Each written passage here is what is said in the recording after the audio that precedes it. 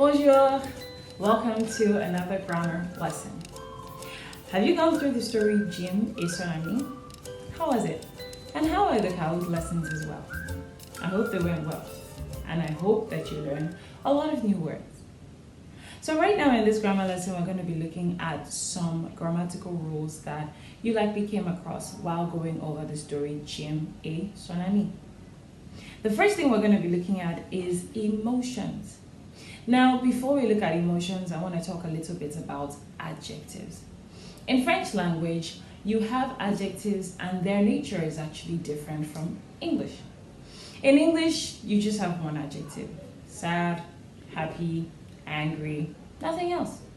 But in French, you usually would have two ways of expressing adjectives. Adjectives have their masculine form and their feminine form. And so you would usually typically have two words for one adjective. For example, you have the adjective for happy, which is content. If it's a feminine that's saying it, she would say contente. You would add an E to the end of the adjective and then it becomes contente. Now most adjectives add an E when they want to change it to the feminine. Sometimes the sound changes and other times it does not. For example, if you're dealing with the adjective fâché, now the E at the end has an accent that is typically called accent aigu. Fâché, when it's turned to the feminine, only changes in spelling, it does not change in pronunciation. I know, right?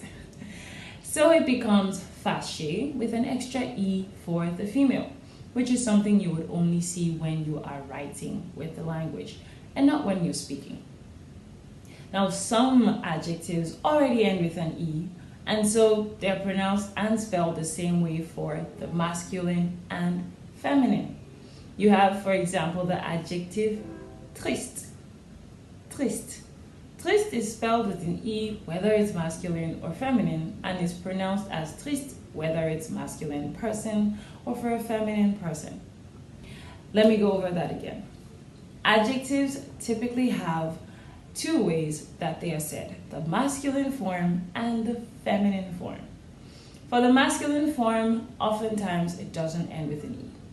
Feminine form oftentimes just adds an E to the masculine form to become feminine. Content becomes contente. If there's an accent on the E of the masculine form, even if you would still add an E to the feminine form, you would not actually change the pronunciation.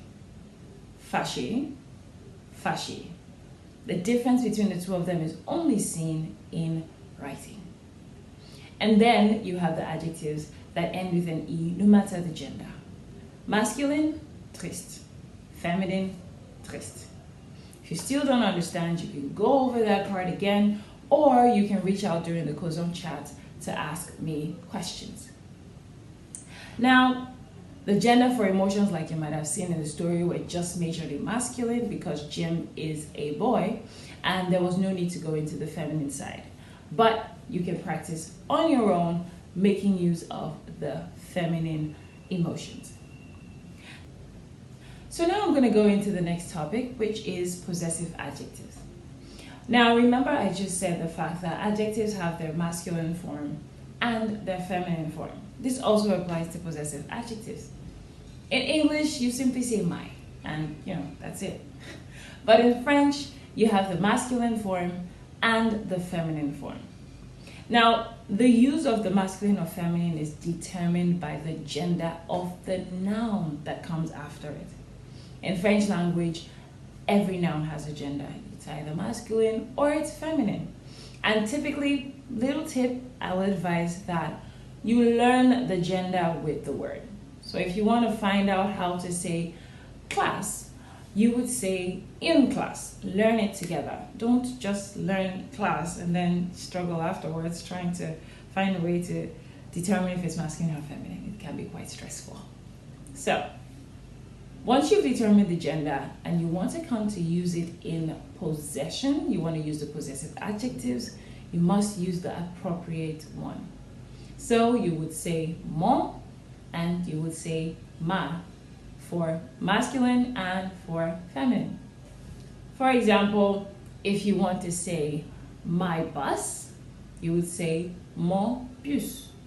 Mon bus. Bus is masculine in French language. If you want to use the feminine, you want to say, for example, my class, you would say ma classe. Ma class. Now, apart from my, you also have the possessive adjective for his and her.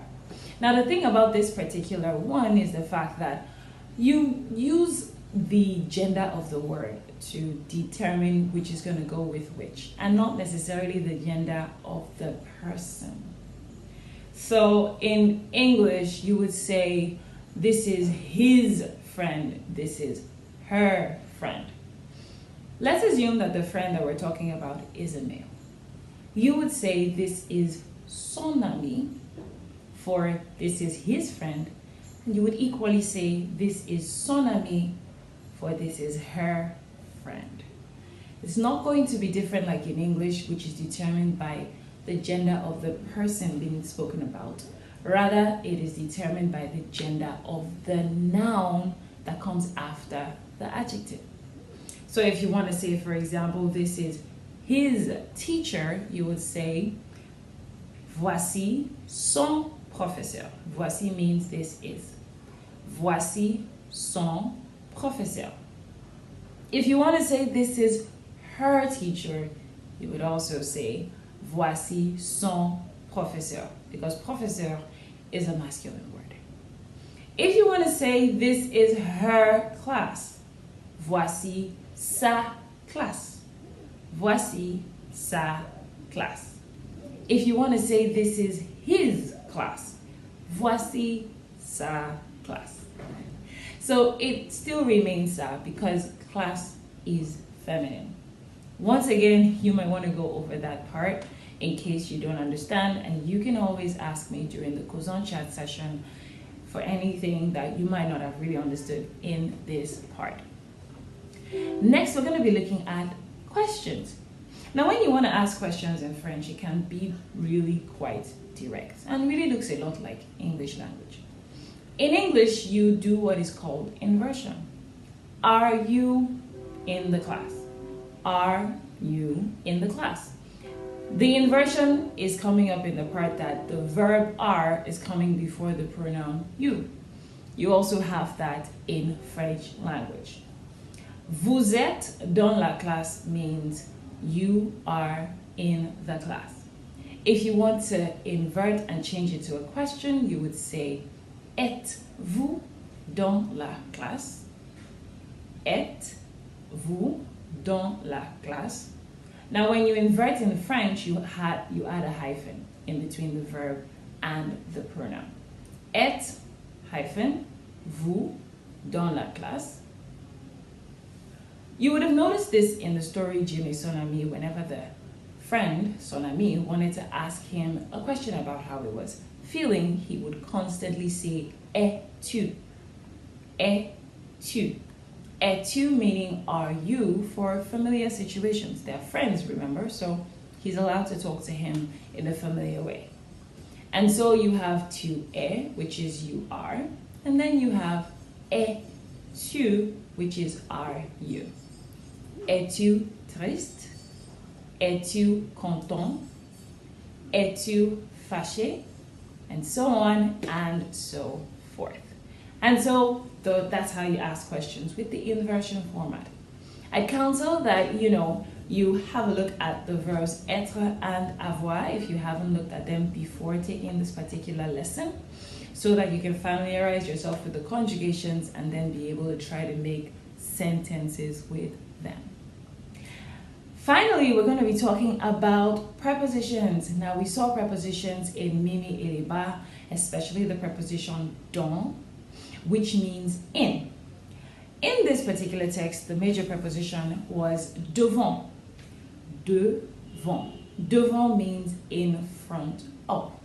In front of. So it's not just in, but it's in front of.